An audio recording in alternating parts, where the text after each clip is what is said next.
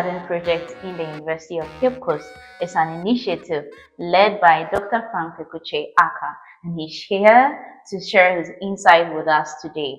The project has grown so significantly, and it has allowed most students to grow vegetables using readily available materials such as sacks, broken containers, boxes, buckets, and etc. I'm here with him today, and he's going to give us a lot of information about it. Join me as we interrogate with him. It is an honor to be with you, Doc. You're welcome. Thank you very much. Thank you so much for inviting me. You're welcome. Yeah. All right. So we have heard a lot about you, and we would want to know a bit about your background. Could you mind sharing with us?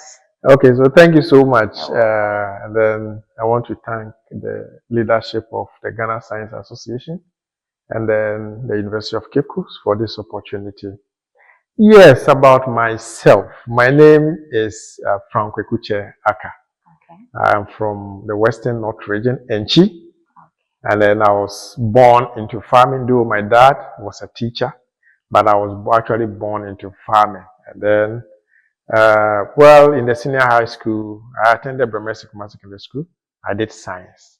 I don't know whether it was by default, me coming to do agric, yes, because I applied to do biological sciences. And then, unfortunately,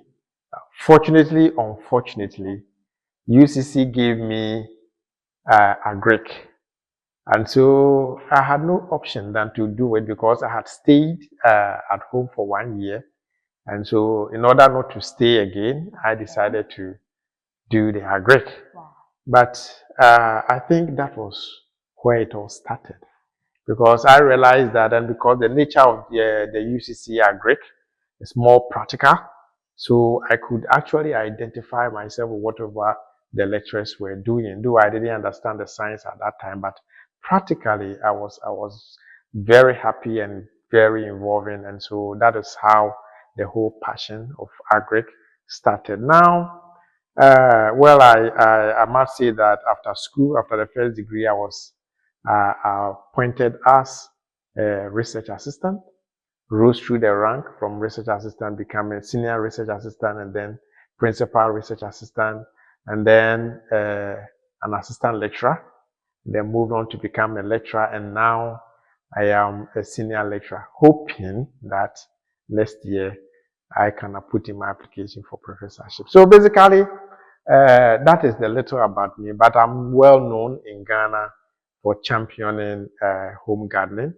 And so I've been an advocate for it since 2020. And so I am married with 3 beautiful kids, and I have a beautiful wife. Yes, she is a reverend minister. Okay. So Eunice, her name is Eunice. So that's me. Sure. Thank you. Thank you very much for that wonderful insight. Mm-hmm. We are welcome. So we want to know what is your experience in agric, and as a lecturer, what have you experienced so far? Well, thank you so much. As initially I said that I don't know whether agric, me coming to do agric was by default because I did science in the senior high school, and then I ended up. And so when I came in as an agric person, and then also having the opportunity to work in the Department of Crop Science. And again, I must also say that the people that I worked with were so much into the agric. Mr. Opoku, we all called him Mr. Kwame Nkrumah. Okay. He taught us and he made agric so practical. He was so passionate about it that some of us wanted to do more than just being in the classroom. And so my experience, I have so much experience with students, and then also with farmers, and then again with when it comes to advocacy. And so I am so happy that the impact in a classroom, because having students impacting their life and students becoming so happy that they want to work with you, or also saying that they want to be like you, is something that is so touching to some of us, and that keeps us going. And so I have trained a lot of students in the university, and then again, through our experience, we work with a lot of organizations training farmers in the country, and then seeing a gap, encouraging people to also be self-sustained in terms of food has driven some of us to also champion the cause that we are. But I must say that experience-wise, I have as much of experience in terms of training students, both undergraduate and then graduate, and then again being a farmer myself, practicing what we teach in the class, going to the farming field, and then again impacting the community. Sure. And so that is when it comes to our agric, in terms of some of our experience, both in classroom and then outside. And again, we've been able to champion or to influence government policy. Okay. Currently, you look at the government policy on urban, home and urban farming agenda. We developed that policy for the government, and it was absorbed, adopted into the manifesto.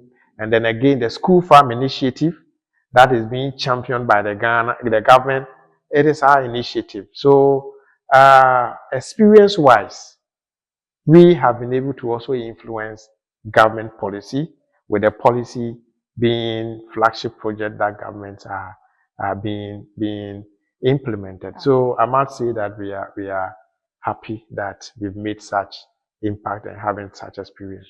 That's so wonderful. Thank you. Great.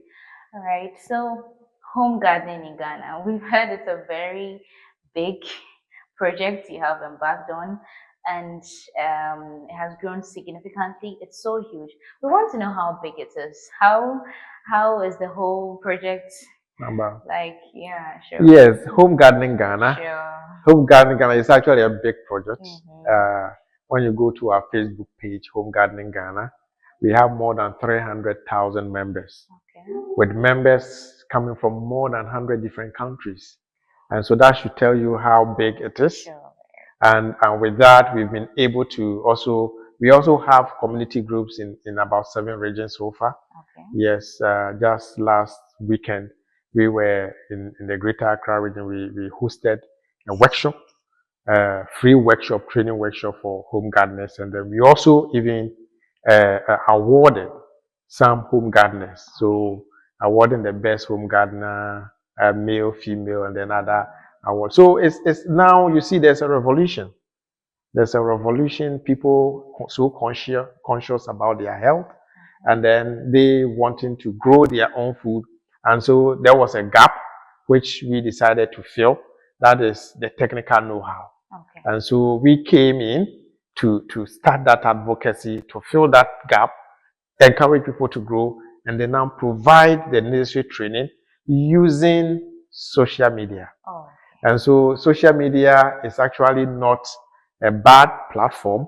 It can be used for a lot of good benefit. It can be used for a lot of good things. So we are using it to transform the agric system, try to revolutionize agric by encouraging gardening, promoting it, and then helping people, educating people.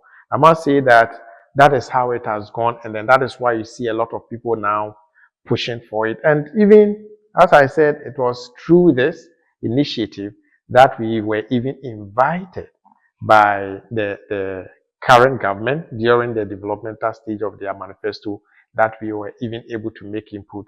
And so it being big is big in the sense that it is now a government policy. It's big in the sense that you have a lot of people now showing interest and then growing through advocacy. It is big in the sense that it has moved beyond the shores of this country. As you see on our platform, we have members from more than 100 different countries, and people from Africa, elsewhere, even the US, we have about 13,000 members from the US on the platform. So it's big in the sense that we also have, beside the Facebook page, we also have a YouTube channel, and then we are also on other platforms, and then also being sourceful. Churches calling on us to train them, and then also extend the advocacy. And so I might say that it is big in so many ways, because everybody want to grow, even including lecturers. and professors. Just on Saturday, the workshop that we had, I was surprised to find one of our professors, retired professors, traveling all the way from Cape Coast to be part of that workshop. And that tells you how big it is. Sure. Yeah. Now we know it is very big indeed.